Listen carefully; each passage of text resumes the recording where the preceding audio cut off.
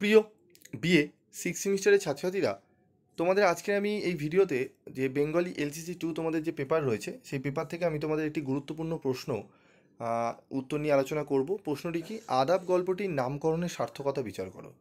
এই আদাব গল্পের নামকরণে কি সার্থকতা রয়েছে সেটি আমরা একটু দেখে নেব। তো মুসলমান মানুষেরা একে অন্যের প্রতি যখন নমস্কার জ্ঞাপন বা অভিবাদন করেন তখন আদাব শব্দটি ব্যবহৃত হয়। আদাব গল্পটি ভিন্ন ধর্মী দুটি মানুষের কাহিনী। এক অস্থির রক্তাক্ত সময় তার পটভূমি। কাহিনীটির নামকরণের মাধ্যমে অব্যক্ত অনুভূতির এক মর্মত্ব প্রকাশ ঘটেছে।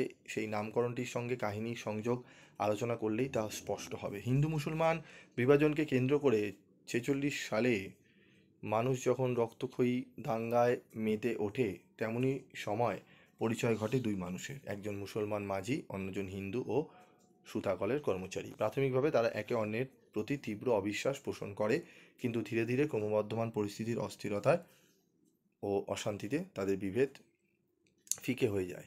তারা তখন প্রাণহানির ভয়ে আশঙ্কিত, চরম বিপদের সম্মুখীন। ধর্মভেদ ভুলে সেই বাধা তারা একত্রে অতিক্রম করার চেষ্টা করে। একদিকে ধর্মীয় দাঙ্গা, রক্তক্ষয়, অন্যদিকে মানবিক বন্ধনে আবদ্ধ দুটি মানুষ। শেষমেশ কাহিনীর এই বৈপরীত অঙ্কনের মাধ্যমে সমস্ত বিভেদের অসারতাকে আরও একবার পাঠকের চোখে আঙুল দিয়ে বুঝিয়ে দেন মানুষের একটাই ধর্ম, সেটি হলো মানবিকতা। শেষ রক্ষা হয় না। মাঝিটি ডাকাত সন্দেহে পুলিশের গুলিতে নিহত হয়। বিদায়ের পূর্বে সে সুতামজুরের কাছেই বিদায় নেয়। আদাম সম্ভাষণে সেই বিদায় মুহূর্তে দুজনের মধ্যে মানবিক বন্ধনের এক যোগসূত্র স্থাপিত হয়। আদাব শব্দটি তখন এক ইসলামিক পরিভাষা নয়, তাকে ছাপিয়ে হয়ে ওঠে মানবিক সম্বন্ধনের বাহক। বিভেদ নয়, মেলবন্ধনের মন্ত্রটি বহন করে আদাব শব্দটি। তাই ভিন্ন ধর্মী হয়েও মাঝি ও সুতাকলের মজুর একাত্ম হয়ে যায়। রাজনৈতিক ও ধর্মীয় ভেদাভেদের ঊর্ধ্বে খুঁজে পায় সমকালীন সন্দেহ ও অবিশ্বাসকে অতিক্রম করার মানবিক অনুভূতিটুকু। আদাব নামকরণটি তাই বহুস্তরীয় ও কাহিনীর পক্ষে যথার্থ।